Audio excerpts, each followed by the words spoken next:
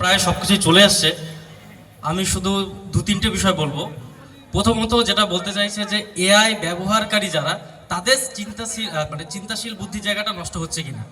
একজন মাঝখানে বললো যে এআই যে ক্রিয়েট করেছে, কেউ বানাচ্ছে কেউ ব্যবহার করছে। প্রথম কথা হচ্ছে যারা ব্যবহার করছে তারা যদি এই দিকে একটু কেয়ারফুল না হয় তাহলে অবশ্যই তাদের সৃজনশীল চিন্তাটা নষ্ট হয়ে যাচ্ছে। এটা হচ্ছে আমার ফার্স্ট পয়েন্ট। সেকেন্ড পয়েন্ট হচ্ছে এখন আমাদের ডিজিটাল যুগে একটা ডিজিটাল ইকোনমি কাজ করে, অতএব ছাত্রছাত্রীদের একাংশ যতটা সম্ভব ডিজিটালি কানেক্টেড হবে, ডিজিটাল ইকোনমি ইনক্রিজ হবে। এবং সেই জায়গা থেকে এই ডিজিটাল টুলগুলোকে বিভিন্নভাবে ডিজাইন করা হচ্ছে। আমরা জানি মেশিন লার্নিং, আমরা জানি বিভিন্ন রকমভাবে অ্যালগোরিদম।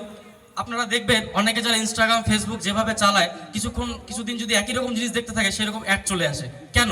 কারণ প্রতি মুহূর্তে আমরা যা সমস্ত কিছু ডিজিটালের সঙ্গে কানেক্টেড, সমস্ত কিছুই হচ্ছে প্রচুর হাজার হাজার টাকায় বিক্রি হয়ে যাচ্ছে। এবং আমাদের যে হোয়াটসঅ্যাপ সে ফ্রি দিচ্ছে, আমরা ফ্রি চ্যাটিং করছি, ভিডিও কল করছি, অ্যাকচুয়ালি ওরা আমার ডে টু ডে লাইফের অ্যালগোরিদমটা জাজ করে নিচ্ছে, সেটা একটা সময় গিয়ে একটা মোটা অঙ্কের টাকার বিক্রি হবে। অতএব এই ডিজিটাল ইকোনমিটা এবং ক্যাপিটালিস্ট কান্ট্রিগুলোই বানাচ্ছে। এই আপনারা দেখুন যে ডিজিটাল ইকোনমির জায়গাটা কোথায় গিয়ে দাঁড়িয়েছে। এখন হচ্ছে অ্যাটেনশন সিকার, এই বিষয়টা যদি আমি বলি, আমাদের অ্যাটেনশনটা বিক্রি হচ্ছে, আমরা জানছি না। এবং আমরা যারা সৃজনশীল চিন্তা করতে চাই তারা করছে, একটা অংশ অবশ্যই করছে। রিসার্চ কি হচ্ছে না? রিসার্চ হচ্ছে। ক্রিটিক্যাল থিঙ্কিং হচ্ছে না? অবশ্যই হচ্ছে। কিন্তু মোরলেস একটা মোস্ট অফ দ্য সেকশন যারা ভালনারেবল হয়ে যাচ্ছে, পড়াশোনা করছে না।